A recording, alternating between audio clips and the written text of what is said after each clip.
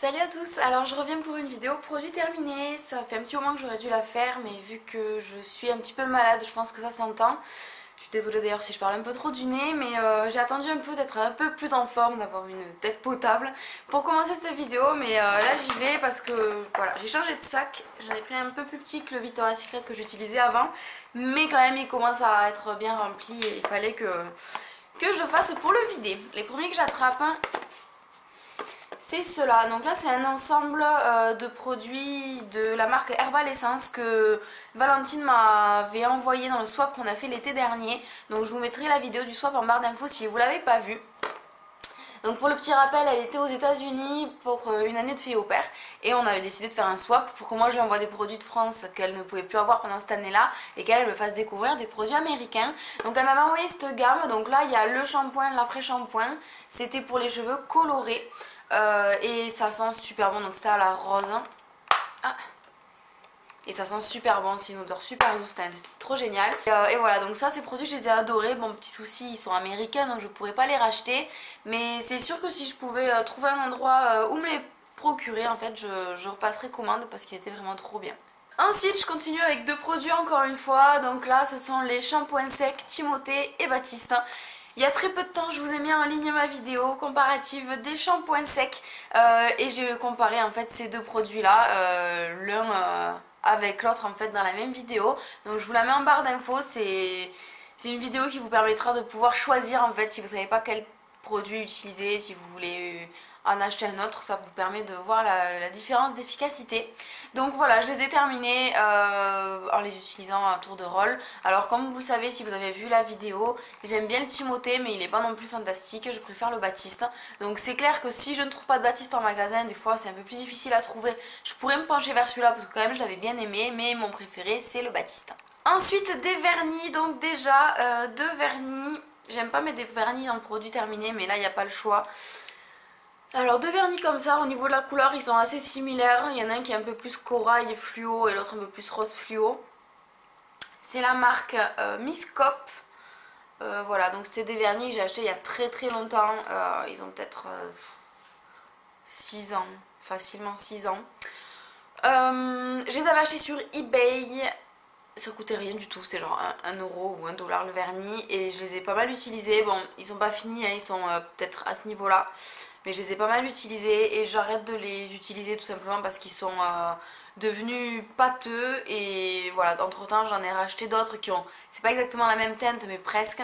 Donc du coup voilà, je préfère m'en débarrasser et ils sont tellement secs que bon, c'est plus utilisable. Un autre vernis que j'ai fini, celui-là je vous en parle assez souvent, c'est la base cure, traitement en fait et rhum. C'est une base qui est durcissante en fait pour les ongles que j'utilise tout le temps. J'utilise ou en cure ou en base, mais surtout en base toute l'année en fait. Donc je les utilise très fréquemment ces vernis là. Ça coûte 15 € pièce donc c'est hyper cher, mais sans ça je ne pourrais pas avoir les ongles longs. J'ai les ongles qui sont très facilement cassants. Si j'arrête d'utiliser cette base pendant 15 jours, c'est bon, mes ongles se cassent, donc du coup je l'utilise tout le temps et je la rachète systématiquement. Donc ça bien sûr j'en ai déjà racheté un et je l'en rachète continuellement. Ensuite j'ai terminé l'eau micellaire Bioderma, celle pour les peaux sensibles, le bouchon rose. Également je vous ai fait une vidéo comparative des eaux micellaires, donc je vous la mettrai en barre d'infos. Donc c'est une bonne eau micellaire, je serais susceptible de la racheter mais c'est quand même pas ma préférée. Vous pouvez aller voir ma vidéo qui vous explique tout ça en détail. Ensuite un produit de la marque Queshi, je pense que ça se dit comme ça. Là on voit plus grand chose parce que le produit est complètement vide. Il y avait un liquide un peu rose, je sais pas si vous voyez là ce qui reste. C'est un produit que j'ai eu dans une glossy box il y a très peu de temps. Enfin j'ai commencé à utiliser ça et j'ai adoré, Alors c'est une eau tonique, je trouve que les eaux toniques c'est le genre de produit où on peut pas voir si ça a un résultat. Parce que bon, on se met de l'eau sur le visage, on peut pas se rendre compte si d'un coup la peau change ou quoi. On s'en rend pas compte ni au toucher ni rien, donc bon, je trouve que c'est un produit qui est un peu subjectif, c'est un peu si ça nous fait plaisir ou pas, si le geste nous plaît ou pas. Moi le geste d'eau tonique c'est quelque chose qui me fait du bien psychologiquement peut-être, j'adore utiliser ça. En tout cas j'ai beaucoup aimé et elle était très douce à utiliser, elle me piquait pas, même si j'avais le malheur de me mettre dans les yeux, ça me piquait pas non plus. Elle n'était pas amère si on la met un peu autour de la bouche et elle sent très bon. Alors déjà le produit était rose, ça avait gagné pas mal de choses dans mon cœur, mais et en plus ça sentait très très bon, donc c'était très agréable à utiliser. Et je l'ai fini, j'ai utilisé Tempête et je l'ai terminé peut-être en un mois et demi ou 2 mois, donc ça trop top. Je sais pas si je le rachèterai parce que vu que c'est écrit en espagnol, je crois que c'est l'espagnol, je suis pas sûre de pouvoir retrouver ce produit ici. Donc je rachèterai pas, j'irai pas commander sur internet ni fouiller pour trouver ça parce que j'ai d'autres produits en France que je peux trouver, mais c'est clair que à l'occasion, si je croise ça dans une boutique ou quoi quand je vais en vacances en Espagne ou autre, bah, pourquoi pas repartir là-dessus, c'était très agréable en tout cas. Ensuite un gel douche de la marque Dop, donc c'est celui-là, crème de douche au parfum de pain d'épices. Donc ça, si ma copine passe par là, elle se reconnaîtra. C'est un gel douche que donc une de mes copines avait chez elle et qu'elle n'aimait pas plus que ça en odeur. Moi quand je suis allée chez elle en week-end et je l'ai senti, j'ai bien aimé, donc je suis repartie avec. On se transmet le produit, nous un peu, c'est la fête. Hop. Et ça sent le pain d'épices en fait, donc c'est un peu bizarre j'avoue un gel douche. Mais pour la période d'hiver, quand il fait froid là, un peu Noël et tout ça, c'était super agréable. Donc oui, je sais, on est très loin de Noël, hein, mais j'ai tardé à le terminer, puis il était au fond de mon sac, donc ça fait un moment que je l'ai fini.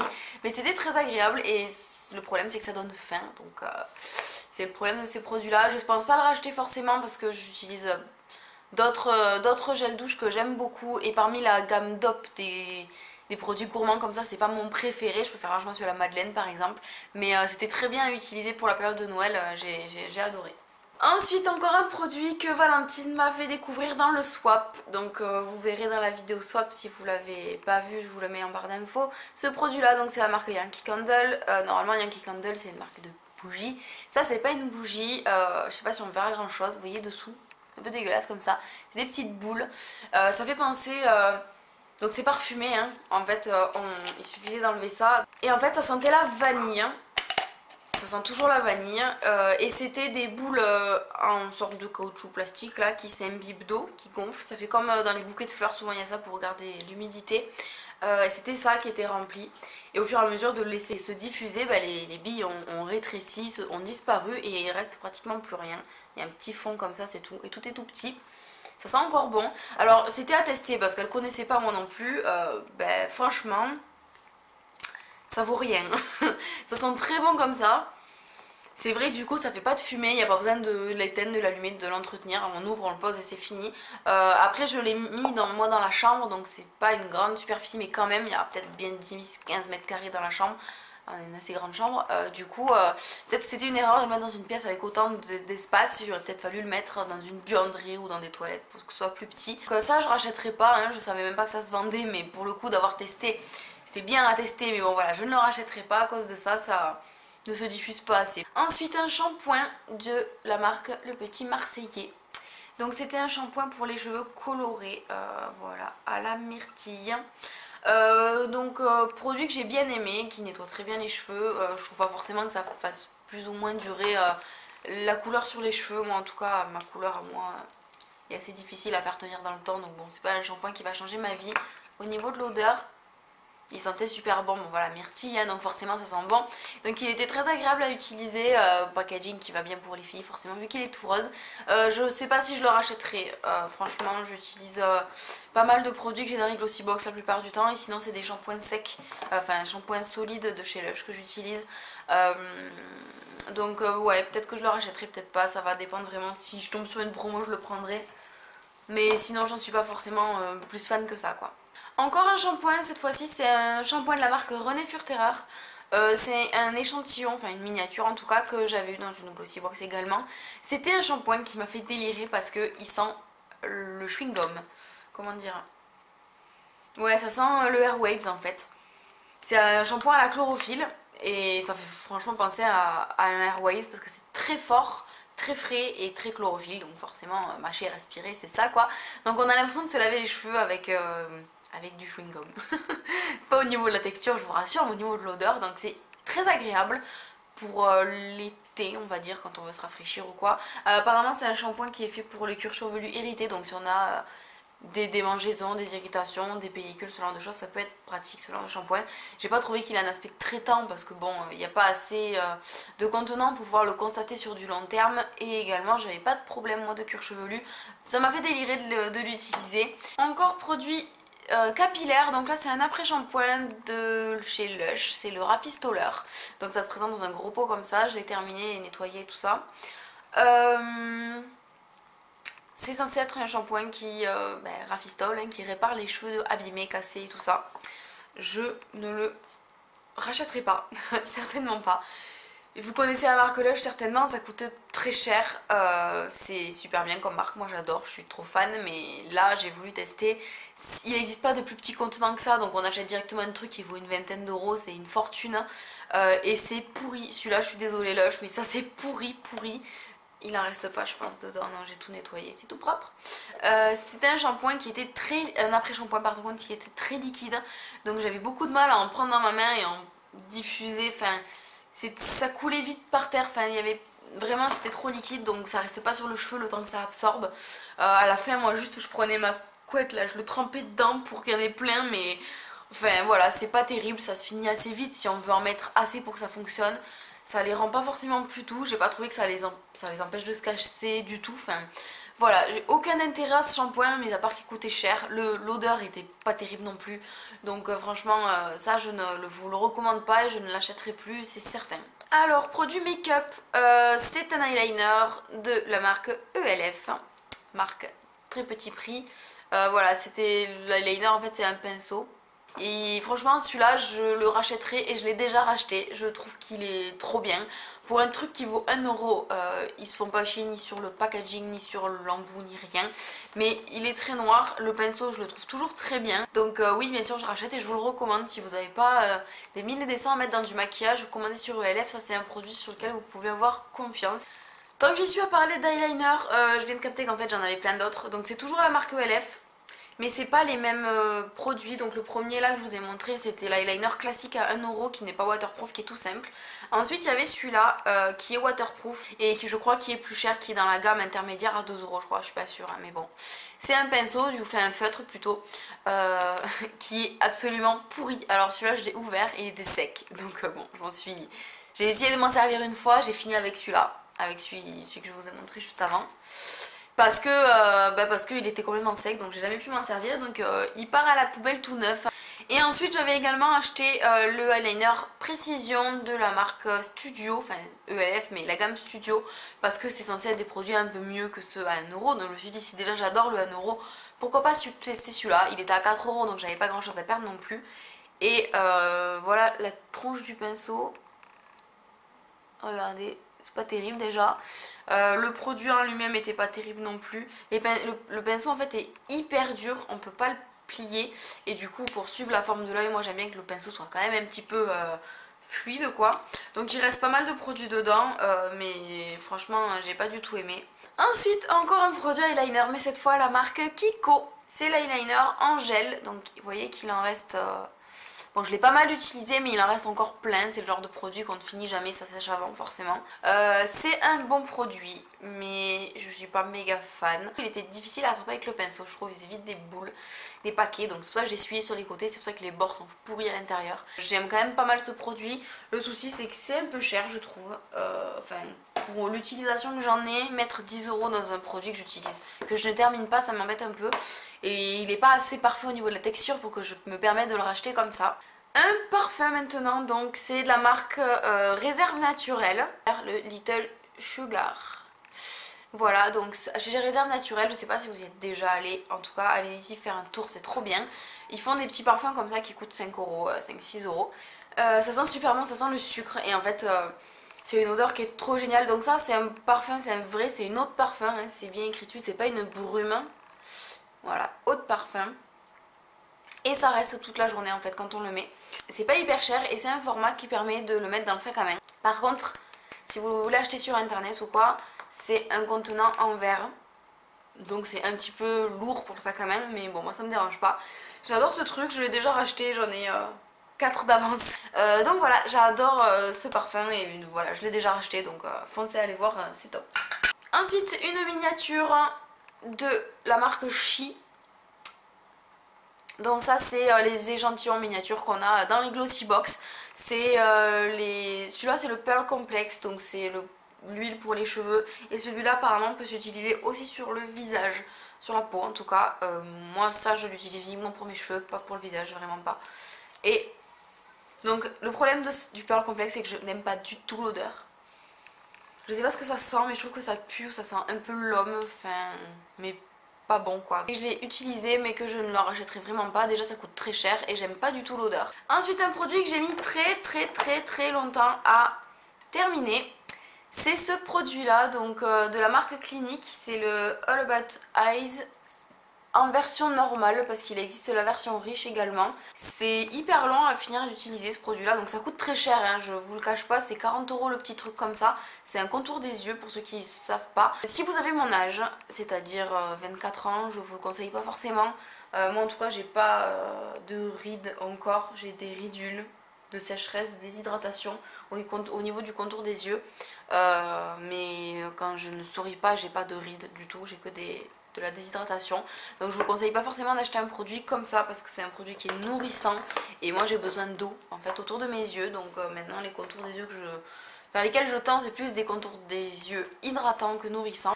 Ensuite un gel nettoyant pour le visage et le corps que moi j'ai utilisé uniquement pour le visage, qui était donc un petit produit en fait, une miniature de Glossybox également.